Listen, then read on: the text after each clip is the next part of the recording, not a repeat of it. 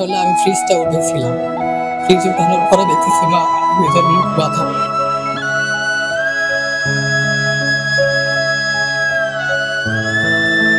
মাকে নিয়ে পৃথিবীর যত গান আছে, আছে যত কবিতা, সবকিছুই যেন হৃদয় ছুঁয়ে যায়।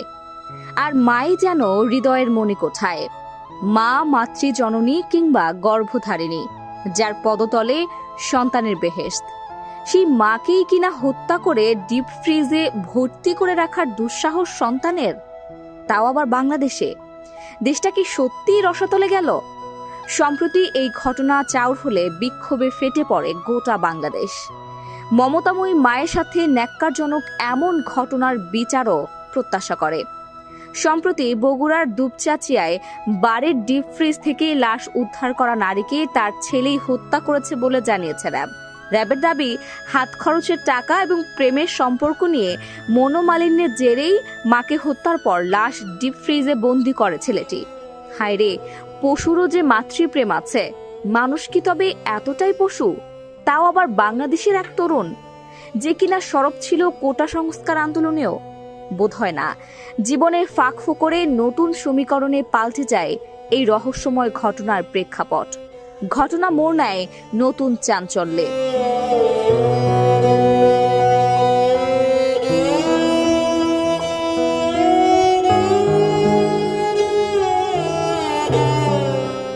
গণমাধ্যম জানায়, বগুড়ার দুপচাচিয়ায় গৃহবধূকে হত্যার পর ডিপ ফ্রিজে রাখার ঘটনাটি নতুন মোড় নিয়েছে।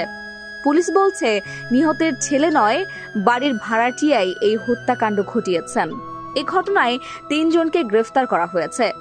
শুক্রবার ১৫ নভেম্বর দুপুরে দুপচাচিয়া থানার পুলিশ জানায়, হত্যাকাণ্ডের সময় ওই বাসা থেকে খোয়া যাওয়া মোবাইল ও ওয়াইফাই রাউটারের সূত্র ধরে বাসার ভাড়াটিয়া মাবিয়া আক্তারকে গ্রেফতার করা হয়। জিজ্ঞাসাবাদে মাবিয়া স্বীকার করেন, ৪ মাস আগে উম্মে সালমার বাসা ভাড়া নিয়ে মাদক ও অনৈতিক কাজ চালিয়ে যাচ্ছিলেন তিনি।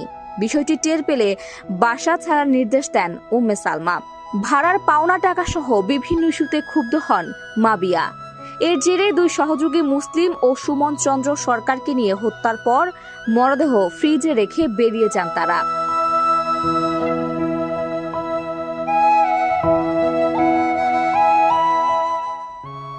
এর আগে রোববার ১০ নভেম্বর দুপচাচিয়ায় বগুড়া নওগাঁ আঞ্চলিক মহাসড়ক সংলগ্ন আজিয়া মঞ্জিল বাড়িতে খুন হন উম্মে সালমা।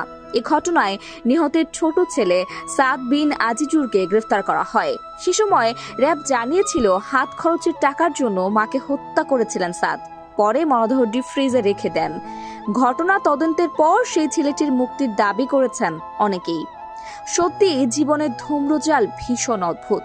অপঘাতে মাকে হারিয়ে সেই অপঘাতের দায় যখন নির্দোষ ছেলের উপরই পড়ে, তখন যেন পৃথিবীতে আবেগ, অনুভূতি, স্পর্শ বলে কিছুই থাকে না। জীবন বড়ই অদ্ভুত। পৃথিবীর সব মায়েরা ভালো থাকুক তাদের সন্তানেরা।